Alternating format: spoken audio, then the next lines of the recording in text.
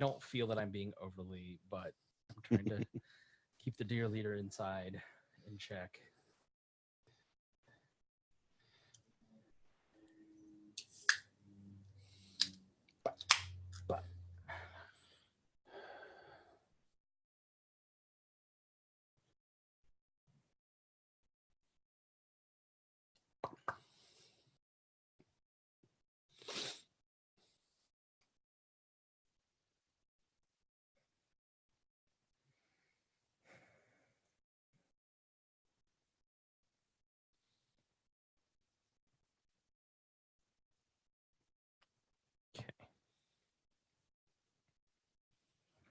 Harry. Oh, Harry. Hello, mates. Hello. I'm rolling tape, by the way. Talk amongst yourselves. I need to get my iPad. All right, let's roll. Dennis, how you doing, buddy? I'm doing well. How are you doing? Good, man. Good. Let's see. Let's spice it up for the Patreon supporters here. I like your blue shirt. Are we wearing the exact same shirt with the pocket right there? If I could see you, I'd let you know. Oh, you can't see, dude. We're shirt twins right now. I got a pocket. I got the pocket too. You got the pocket too? Yep. Yeah, wild. This is wow. the sport material, so it's nice and soft. It's not cloth or cotton. It's more of a polyester, smooth, stain resistant type thing. Gotcha. Is it tagless? Yes. Oh, I have to go tagless. I can't do tags anymore. I'm done with those. Yeah, tags are for statists. Once I also came out with, hey, we could do these without tags. I'm like, well, why would I buy anything else? Yeah, that's just an upgrade, right? It's a selling point right there. It's the only thing I look for. Kaboom.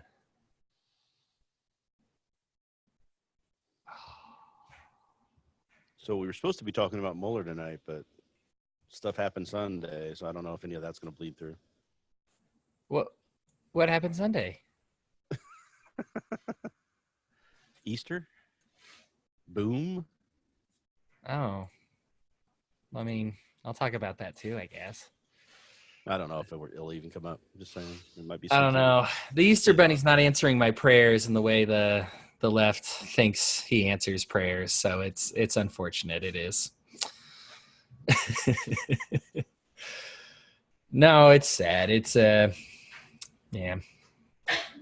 I don't know. It's sad because they're still like kind of unwrapping the whole thing, so I don't know how much I can lend to that. Maybe I should do some quick searching right now. You have this plugged into a cough button? Yeah. Or is that one? Okay. Maybe unplug. Okay. That's fine. I'll just try to pay attention. You can, instead of just pointing, how about I fix it? Okay, so wherever this leads to.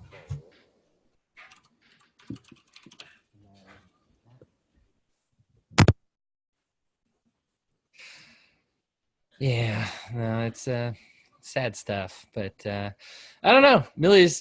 The thing is, the only reason I was even butt in here is just because I actually, and I'm sure you too, but actually read everything for the Miller thing. So I was like, oh, I can actually be like an informed person.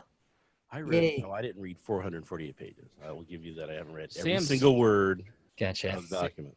Sam. It seems like Sam did though. I don't know if you saw. How is there no battery on this? I charged this yesterday. Oh, Sam Schultz's notes are awesome. Yeah. My life is terrible and awful and wonderful at the same time. I'm mildly. When we're complaining about our tablets not having enough. I'm mildly inconvenienced. Wireless power. I'm genuinely mildly inconvenienced in a very small way, and I may not even be inconvenienced, and I'm mad. I don't know what it is. In the last 2 days, I'm on my man period. Do you guys have a man period? Not really. Oh, man. You don't have like 1 day a month where you're just like such a bitch? I get them from time to time, but it's usually just stress. It pushes me over the edge. I am just difficult and moody and awful and like. If I ever like have unsalted fries, You've never seen someone so like I'll go full Karen. I'll drive back around. Yeah. It's honestly like here's the thing. I've been through a really hard divorce. I've lost some like family members. I've had some really hard things in my life, but I've not gone through anything that makes me as disappointed as an unsalted French fry. Still, my thing is being sprayed with like having someone's perfume or like a scent of some sort sprayed on me makes me irrationally upset. So when you walk into the store and they're like, hey, obsession. I got sprayed one time with one of those perfume misters and I lost my shit. I mean, I literally just went nuts. Like I got right. It's more of like some things are going on today that are bothering me more than they probably should. And like even just like now, like I can't get my notes, and like I think you just get like I think guys hormonally have a few days out of the month where they're just out of whack. Walking through a bad cologne cloud is like walking through a misty fart, and you can't convince me otherwise. Like I will fully reenact a Mortal Kombat scene if that happens to me. So I understand. I was the smelly kid in school. Okay. And so now I'm so hyper conscious about how I smell that if I feel like I need to go take a shower, it upsets me. I get mad. I would also be upset. Yeah. What is your preferred scent? Here, while we're offering bonus, this will be fun for everybody. What do you smell like? What's your favorite scent? I don't think I smell like anything. I just sort of smell like I've always been told I smell like fabric softener. Okay. So I don't have a smell. I used to wear I was never like a cologne person. I did have a nice Jovan de Musk NRG that I bought at Walmart in high school. You know, that was I think in high school you always have that scent. Uh-huh. You know, like I've got my Axe body spray on today. I'm feeling good. When I was growing up, as Avon, because it's all you had. Yeah. Back in the 50s. Sneak Avon from your dad or something. What flavor Axe? Oh, but I was always a big fan of Stetson, and they used to have a Stetson body spray that was great. Really? You know, the shower, you throw this body spray on, and then they discontinued the body spray. You can't get it anywhere. The nerve. I can't believe that. The Jovan Musk, you can't get that anymore either. I actually have some Jovan Musk sitting at home in my medicine cabinets, about that much left in it. And I'm like either that or I go with the Stetson, and I just pull the Stetson out usually. I also used to wear Brute in middle school. Mm-hmm. You know, so Hodey, what's your preferred scent? So I like the if I'm just going plain like for work, and I'm not trying to offend the senses, I just like the Old Spice, the Tahiti one is good. And then I really like the Axe Anarchy if I'm trying to, you know, and I know that's fitting and whatever it may be, but yeah.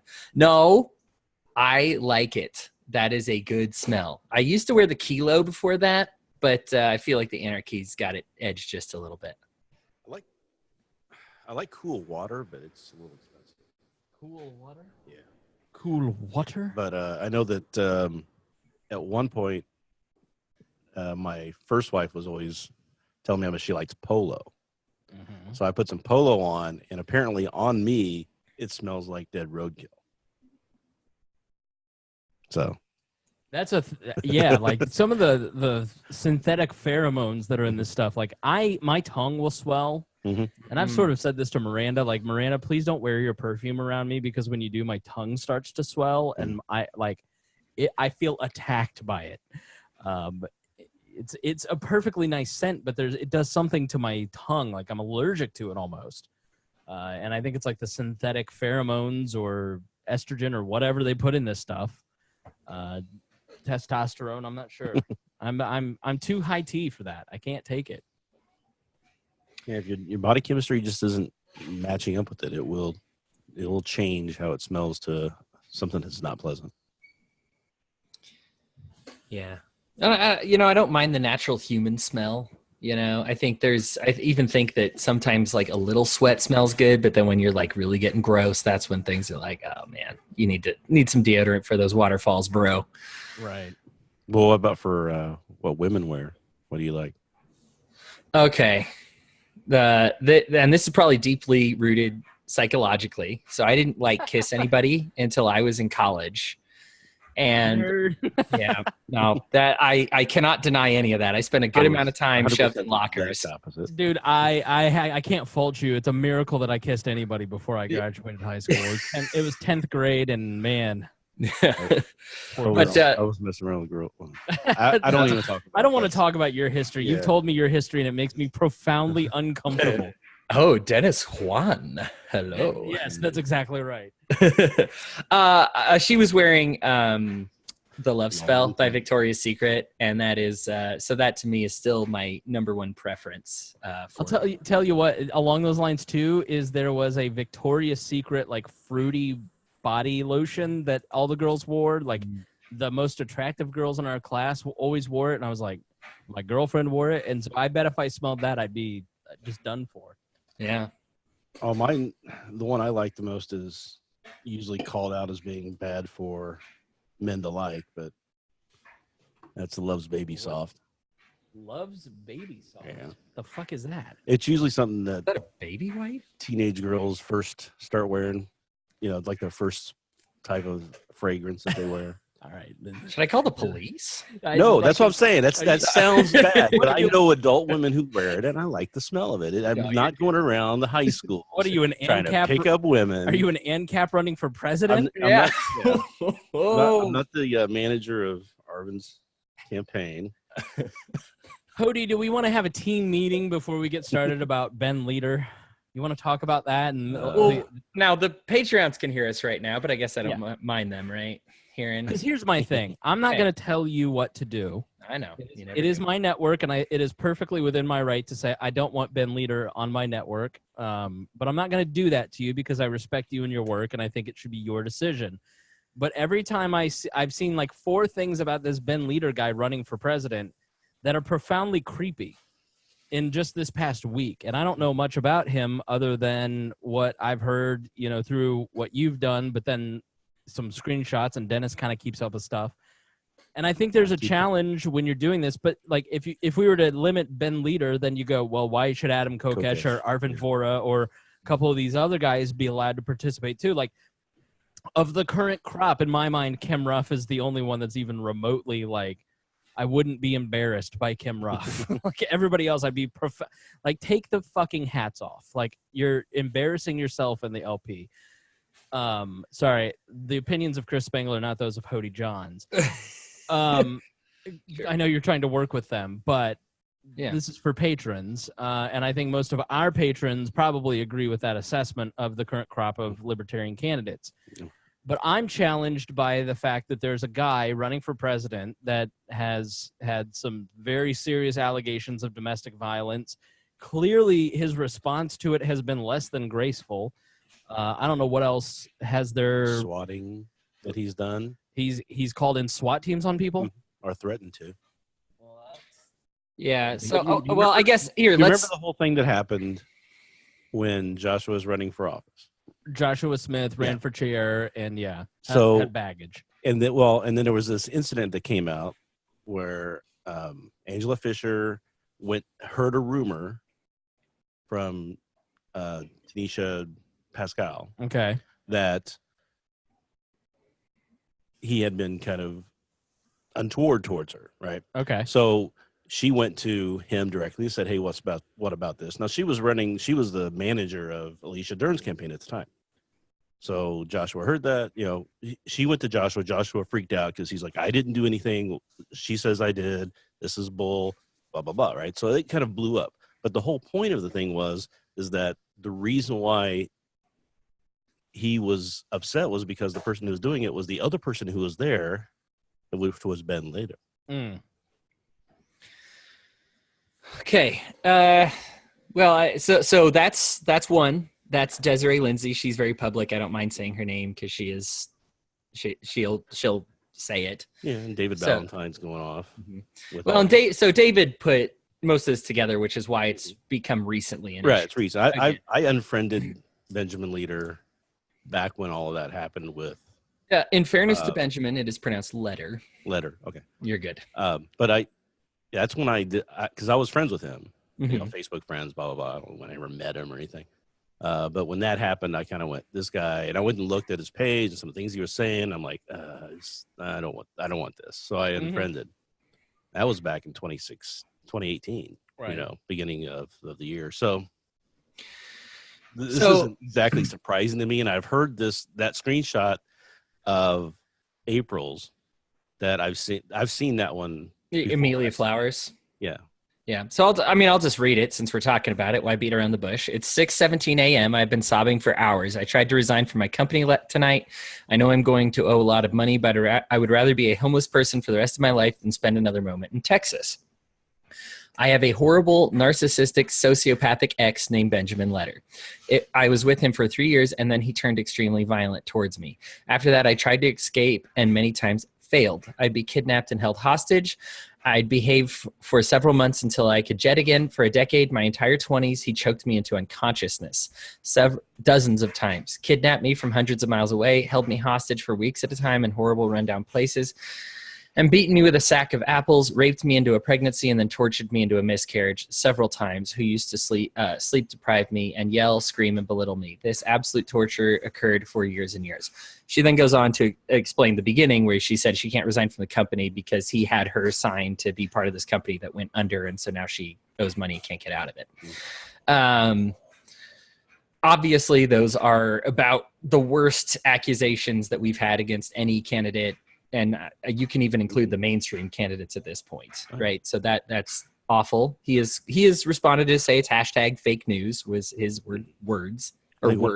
The apples thing, didn't he say that she was beating him with the bag of apples? Correct. So the police report there, yeah, you're right, was he said she was trying to beat him with the apples, but she missed him and hit herself, and that's why she had bruises all over her. So that's ugly. And then attached to that post is probably something that's even more condemning. I mean, now the allegations aren't that bad, but there's voicemails attached to it where he's basically being Kokesh level of threatening. I think everybody knows what I mean when I say Kokesh level of threatening swatting, threatening violence, threatening, that just nasty things to say to people. And I've heard him. I would say they're probably his voice, but I obviously am not like a master voice person. I just am going with what I know. I'm not in the forensics. There it is. I'm not in the part of the forensics. I'm not a master voice person. You hear my nasally voice. This is what I have. Voice. I do my best not to listen. Let's be you need to honest. get John Kassir in. Here's the thing. You never know if somebody like this lady is telling the truth, but obviously the video or the audio messages and a lot of it, and he just you have an issue here. If it was just like one thing, right? Maybe we could blame misunderstanding, right. something. But when it's constant and it's multiple things, and there's voicemails and there's his behavior trying to defend it, which is really questionable. Odd. Yeah. It's not like Arvin, where Arvin has some beliefs that I think would not be mainstream if he were the candidate. Well, this guy has some accusations that are seriously troubling, similar to kind of Kokesh, where Kokesh has some behaviors in the past that are troubling to say the least. And we had this here in Indiana, if you could listen to some of the 2016 shows, where we had a guy running for governor who had been arrested for domestic violence with 2 different wives, 10 years apart. He'd taken diversion programs. He didn't fight it in court. I mean, it was pretty clear. I had seen video of it taking place, and so it wasn't disputable. The abuse actually happened, but he was a very impressive man and would have been a very good candidate. But when you go and talk to the Republican state party and your friend who's the political director says, yeah, I've already got the commercial with his mugshot written in my desk, and it's April of the election year. You go, well, we just can't have this guy as our candidate. Yeah. They're not going to take any chances, and our margins are so slim. And so I guess I don't understand what it is about, and I talked with the podcast about why I don't call myself an anarchist that was in the daily feed with Trisha. I don't call myself an anarchist because I just find the behavior of most anarchists to be so abysmal. I mean, Hodey went on with Larkin Rose to debate voting, and the abuse that Hodey had to suffer after that was ridiculous, to the point that when Trisha asked me to debate Larkin Rose, I said, no. She's like, well, why don't you want to build bridges? I said, I just don't have time to sit there and have my employer field phone calls from psychologically disturbed people. I just don't need that in my life. And so I'm not really willing to engage the anarchist community because they don't police their own. And I don't know what it is about the black and yellow crowd that it always somehow ends up with wife beating, child molestation. Like there's something about that group of that wing of our movement that has some serious issues that they just can't. Like, it's a lot of antisocial behavior, and the reason they're drawn to the anarchism is because they think they can be accepted with their antisocial behavior. Nobody's going to bug them. I'm talking about 5% of that population. I mean, I'm not talking about the mass of it. But I need to take this phone call. You guys, Hodey, I'm sure wants to respond. Sure. Sure he does. Go for it. Well, I mean, I guess I'll talk about. I want his input on the Ben Letter stuff, and I'll explain when he's back exactly what my head's going through there. As far as the policing their own thing, I am friends with David, who broke this, and Nick, and they are two of the big policers of that community. They don't consider themselves black and yellows; they're black and grays. You know, they're the full the agorists, I guess, and. I believe I'm an agorist as well, but I'm also, I do consider myself a capitalist, It's all minor semantic stuff at that level, it's not that much of a swing one way or the other. People most likely swing back and forth between a lot of those thoughts over the years, Holding up, and this does bleed into the Ben Letter thing, holding up any ideal is necessarily your God can get you into a lot of trouble when you allow it to disable your reason. And to say that, well, now's the time when I might question, to say, well, I didn't allow myself to question. I made a rule at the beginning that I wouldn't question. It's probably a bad rule. And that's kind of the situation that I got myself into. Yeah. I mean, but you understand where you're coming from, is trying to say, hey, we're going to just give everybody their shot. They're going to let them talk, let them defend themselves. And I mean, that's where you're kind of sitting there is, do I let him back on the air to defend this? And then let it become the focus of the debate instead of the issues being the focus of the debate at that point.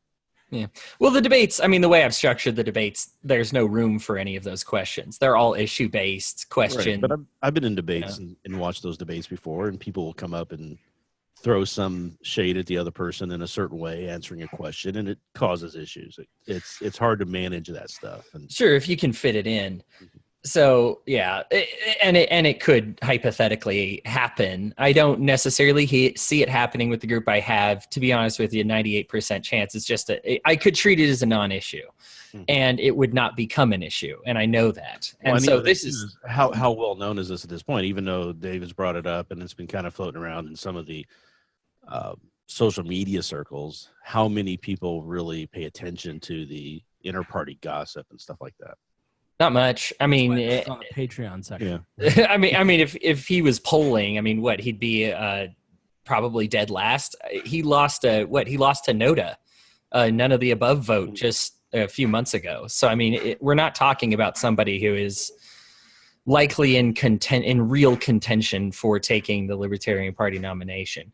Right, so, and that's the concern too, though, is that the longer you have him in those, just like we had James Weeks on the. At the convention, we don't want to. You kind of want to make sure you don't give somebody enough of a platform that they can embarrass the party as a whole at some point. Yeah, I mean, the party's the party. I mean, frankly, we have more embarrassing people than even Ben Letter in it at this point. But name names, because I can't fathom who it might be compared to this guy. I mean, Ben is. Oh my gosh, Ben's oatmeal boring, and so he doesn't he's just got no zest. At this point, our loudmouths, our Cantwells, are much more problematic. See, I wouldn't even associate him with the Libertarian Not Party. Anymore, no. I mean, he got punched out and kicked out of a. He got punched back into the Republican Party. So, Chris, I saved this part for you because I feel like you need to hear. Here's the problems that I have. One is I set up a rule right off the bat. I'm just not going to look into it. If I'm being frank, yes, I probably believe the charges against Ben. I don't care for him. I don't like Kokesh either. I don't like them.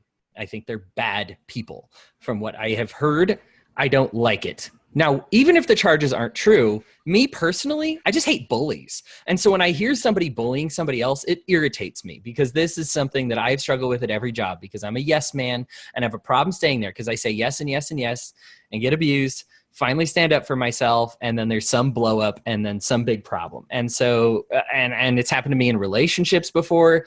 I'm bullying fodder. I did not develop good tactics for how to deal with it. I'm aware that's my fault. 2020, Hodey. Looking forward to next year. I'm looking, and I know that is my fault. Obviously, bullies should take responsibility for what they're doing. But as me as a person for continually letting it happen, I need to develop tools. I haven't developed them yet. I admit it and I know. And it's something that I'm working on, and I really am. I had a similar situation, and it took me a long time. It's not something you just get over with that when you're 18, you get out of high school and you're like, I'm good now. Yeah, it depends on your emotional health. It sits inside you in ways you don't understand until they pop out and you go, oh, that's why I'm doing that. I'm probably going to kill this guy. So you gotta be careful with that because it will pop up. And you have to really root in and look at those things. Right, I have releases, yeah. But Hodey, what's your final answer? Oh, I don't know. I don't know right now. I'm still grappling with it when I try to sleep. Listen, I mean, I'm perfectly fine with you saying Spangle doesn't want you on the network and being the bad guy. See, that's not it. I mean, this is a guy I'd look forward to being a bad guy towards. I mean, I have people rooting for it. I lost a lot of friends when I brought Kokesh on, and they made a huge problem about it. I know, Dennis, you saw that people spread pictures of me around being like, this guy's going to associate with a violent statist who we all hate. And here he is. He's decided to give him his platform. And I already paid the price for it. The thing is I made a rule that I was just not going to look into it because it's not a thread that I personally like pulling. This isn't like some rule that somebody else made for me. I did it for my own safety. I just don't like trying to dig into people's garbage and deciding if it's enough garbage at some point because I don't know where that thread ends. Right, but that's a real problem, in my opinion, on libertarianism is that if we go down that road where we're like, we're not going to call out people when they're doing things we think are wrong, how are we to police ourselves as a society when we don't have the laws and rules and everything else that are forcing those things to happen in the society, right? So we're not going to have these rules and what you can say, what you can't say, that sort of thing. But the response is, okay, that'll police itself because people won't go into their business or they won't associate with these people. Well, shouldn't we be living that today? That if this person is somebody who you do not want to associate with, at what point do you say, I'm not going to associate with them and pull that string? And that's the second dog in this fight is to say, well, I made the rule. So it's a voluntary rule. I ruled it for myself. I'm only breaking my own trust by breaking the rule. You're also maybe changing your mind, which isn't a bad thing to do either. Right. Yeah. And it's something that I probably, I wish I had done it differently right off the bat and saved myself the heartache because it's sad to lose friends over interviewing Kokesh when I don't like Kokesh. Honestly, I lose friends. Let me ask you this. What friends did you lose that were meaningful in your life? None. Because here's the thing. Yeah, criticism from a bunch of stupid people that can't handle intellectual diversity, like those people you don't want those people as your friend, frankly. Yeah. To me that is nonsense that you would stop talking to somebody because I have throughout the history of this podcast criticized Adam Kokesh. I have episode 47 we talk about Adam Kokesh's protests way back in 2013. I mean, Adam has been a person that I have watched the entirety of my libertarian career, and I don't agree with his tactics. I think like his press guy, Marcus, was a really great guy, almost convinced me to have Adam on and have a conversation with him. But then Adam's behavior 2 or 3 times after that initial conversation last year changed my mind. And I told Marcus, I said, listen, man, maybe Hodey will interview him or maybe Brian will interview him, but I'm just not interested in promoting this guy personally. You know, I'm not going to say he's not welcome on the network, but I just don't find Adam Kokesh to be a person that we ought to be promoting. But he's a person that people listen to. He's going to be somebody that people will want to vote for or not vote for, and they ought to have the information to make up their own minds, even though I've made up my own, you know? And so, but at the same time, like, new information comes to light, and sometimes you just go, you know what? You're just a total zero. Like, Kokesh has managed to make a career of all this, and if somebody like Letter is not going to, if they're not going to play a role, if they're just getting attention for their own broken reasons or whatever, then, you know, you can change your mind. I feel like you're more than welcome to change your mind. And I think that if anybody says, well, I'm not going to talk to you because you're promoting X, you're promoting this, like, you're promoting the value of open dialogue more than you're promoting Adam Kokesh or Ben Letter, you know? And so those people who are critical of you, sometimes you kind of, as a person who's newer to some of this on this stage, I've had the benefit of working my way up to this level of attention over 15 years. And so I kind of worked out my thick skin on, you know, 1,500 people listening to me on a radio station, which is nothing. Nobody's listening to that station, basically. You know, you're kind of newer, I think, in some respects to the attention that you get, and it feels a little sharper. But I can tell you, as your big brother, anybody that doesn't want to be your friend because you're open to giving people information, that person's not your friend. They're absolutely moronic. And you should tell them, well, then you're just a moron and I don't want to be your friend anyways. You know what I mean? Like, I just don't I have this conversation with our friend Trisha Stewart a lot. Why are you doing what you're doing if it's causing you this much of a problem? You know, like, it's not like Reinhold here, who just relishes being banned from groups and being hated by people like Joshua Smith and Adam Kokesh. I'm not built like Reinhold. I'm built like Hodey, where I want everybody to like me and I want to get along with everybody. But at the same time, like, if you have an opinion or if you stick your head out of the hole, somebody with a big hammer is going to try and hit you. And you just have to be prepared for it. And you have to go, is this a reasonable, rational thing? Like, the thing I'm dealing with today, like, all right, I have feelings about this, but am I correct or not? Like, is this a big deal? Is this just my pride? Is this my ego? You know, and so you have to kind of step back and evaluate stuff. And I can tell you, like, anybody that doesn't like you because you had Adam Kokesh on a debate doesn't understand what we're trying to do here. And so fuck them. Yeah, that's about my sentiments towards those people. I Stop calling everybody your friend, by the way. Not really? Everybody's your friend. I'm your friend. Dennis is your friend. Sarah Brady Wagner's your friend. These people are not your friend. You need less friends in your life. That'll help you. That's my friendly advice to you. Be friends with less people. Acquaintances. Yeah. Yeah, that's true. I just need to, batten down the hatches. I think, and one of the things that Dale says like, hey, it just sounds like if it were, he recommended the same thing you did, like, just be true to yourself, you know, do what you want to do. So don't try to hold yourself to arbitrary rules that you created to begin with. Right. Get new information and you've changed your mind over the, you know.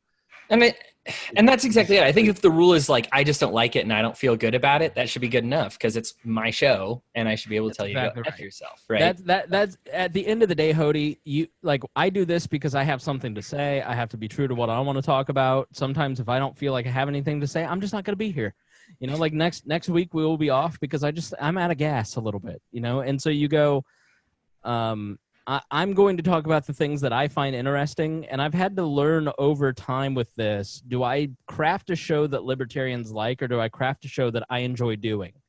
And I found that We Are Libertarians has attracted a different kind of libertarian because I do the show I enjoy doing. And the way that I discern that is by, my therapist once said, your heart and your head will always lie to you, but your gut is never wrong. That intuition, that deep set human instinct for danger or discomfort, listen to what your gut is telling you, what your sense is telling you, for religious people, what the Holy Spirit may be prompting you to do, that deep voice within yourself that's telling you what you ought to do or ought not to do, that your conscience, that is really important. you know, but it's easy to kind of doubt yourself on stuff. Well, it's an interesting thing I just saw yesterday.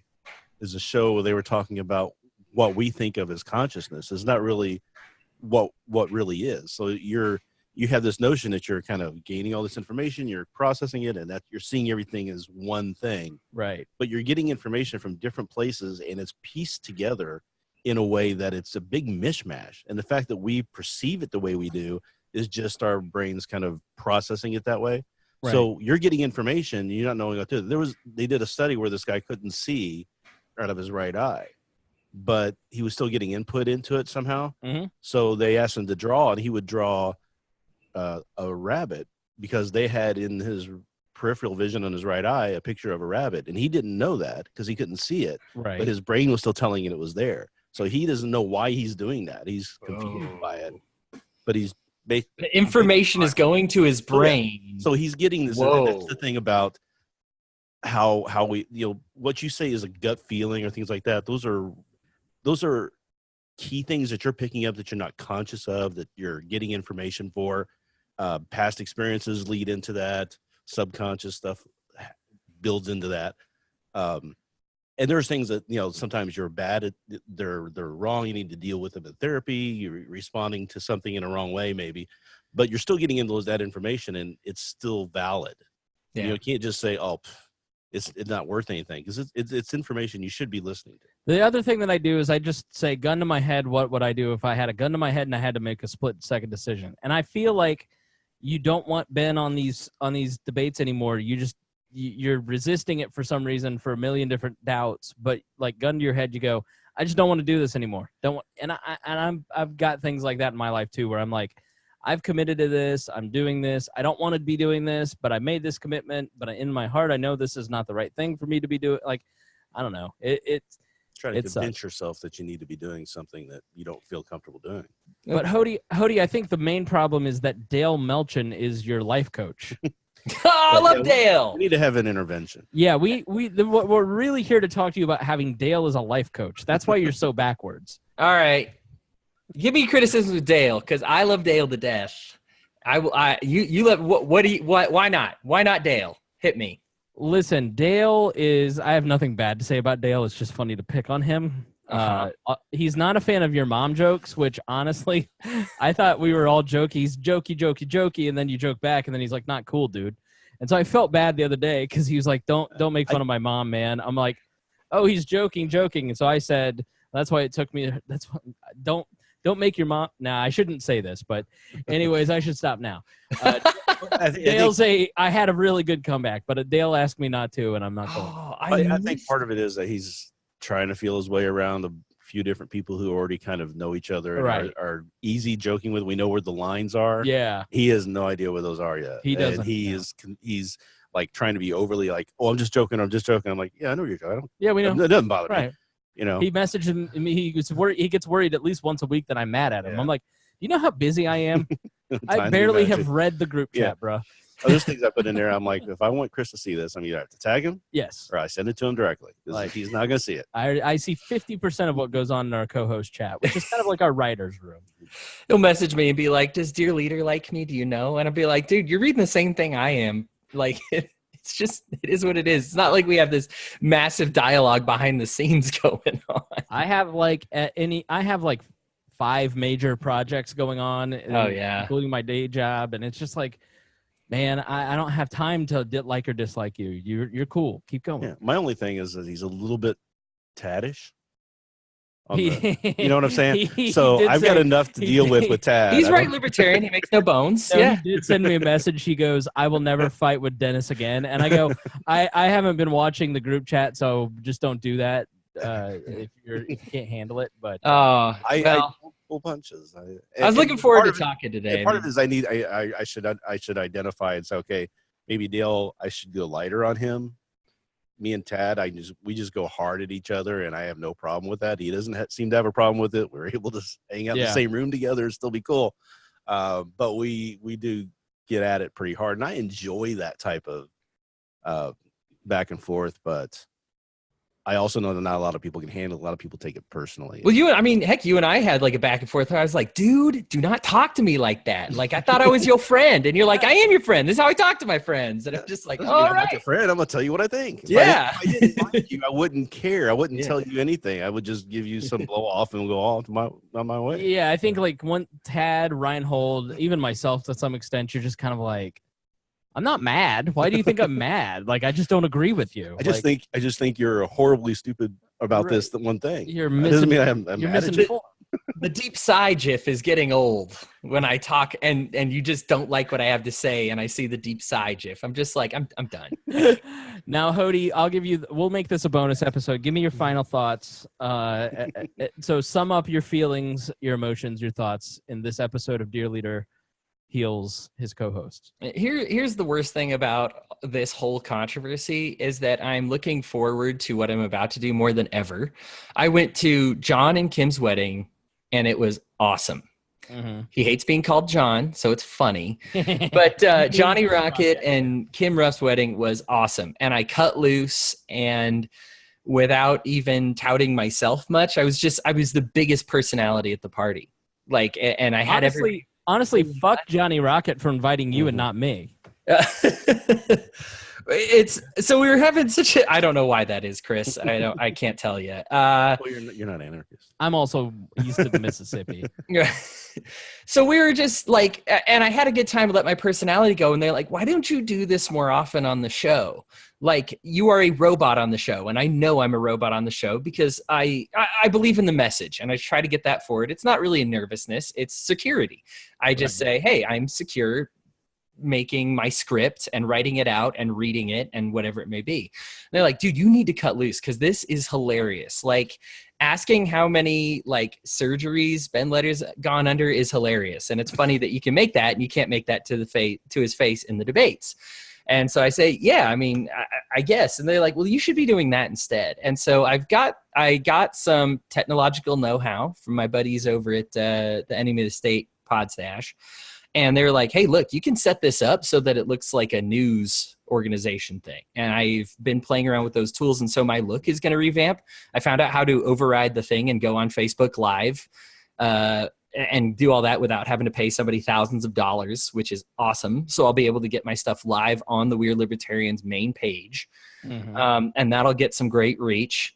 I'm still working on trying to get the Facebook Live interactions to show up while we're talking. But even if I can't figure that out, OBS is a fun thing where you can have all these different plugins and you can create your layout, your screen, and your overlays.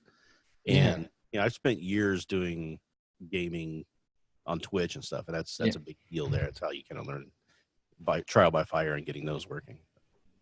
Yeah. So I'm excited for the future. I'm just not excited for my immediate future. I'm not excited to deal with this right now because I've got the great things on the horizon. I'm really cutting loose with my personality. I'm really feeling it. I'm really loving the shows that Dale and I are doing weekly.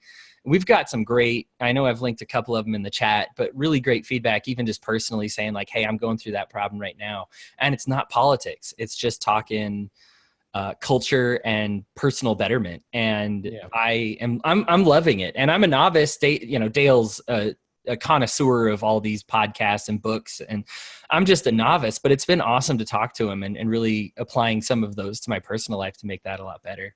So I know that's a long way to go for my final thoughts, but I don't know. We might I might kick Ben and Letter off the show. We'll see how I feel. Just do whatever you want. Yeah, I'll do what I want. And then maybe I'll just chicken out the last second, said, Chris said no. Just get him to insult you or do something to you. That's the benefit of like not having I can be the bad guy. You're more than welcome to use me as the bad guy because frankly, I don't care what Ben Letter or anybody else thinks of me at this point. We have had 1 million downloads in the last year. We've had 955,000. Wow. So almost 1 million. If I added up all the network shows, which I feel is kind of, it's probably commensurate because Hodey, you've been a big part of that. Dennis, Sarah Brady Wagner, Paul Copeland, now Dale. But some of those dailies are starting to get 4,000 downloads. Mm-hmm. I mean, that's a huge, huge reach. Like that puts, the main show gets 8,000 to 10,000, and then the daily gets about half of that. but that's still. And why is that, guys? Listen to the dailies too. They're Exactly. short. They're good information. Pick them up and listen to them. Yeah, but still, that's a significant amount of audience and a significant amount of downloads, and yeah, things are clicking, and you're doing a great job, Hodey. I love everything that you're doing. I really do appreciate you. I don't tell you enough how much I appreciate all the work that you do. If there's, and I say this publicly, if there's anything you ever need from me, then you have it. I will give it to you, except my love, my sexual love. He does the amount of work that I would like to do, but I will accept and reciprocate sexual love. Yes. So we'll rely on him. Accept my emotional love, but my penis I will keep to myself. Rats. Yeah, but Hodey, you do a great job, and I really have I have appreciated so much how much work you do, and you have a bright future here at We Are Libertarians, and I just appreciate all the hard work that you put in. You work, just as hard as I do at this, some weeks harder, and I really do thank you for everything that you do. This is your annual review, right? So I just want you to know you have to send your rate form in. Make sure you sign the evaluation. Hodey is the only A+ employee that We Are Libertarians has. I want you to know that. Everybody needs to hear that, including you, Doug. Everybody needs to step it up. Now, hold on. Sam Schultz, that guy. Oh, you're right. Okay, you're right. yeah, Dude. Sam, even more than you, Sam saves my ass more than anybody else, because I have had probably the busiest year. The last 3 months have probably been the busiest of my professional career, and the only reason that we've had any shows of substance in any way, shape, or form is because of Sam Schultz. So yes, two of you. Good call, Hodey.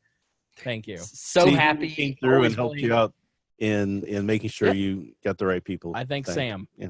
Yep. All right, I'm gonna hit stop on this and then we'll get started. Okay, go to the restroom.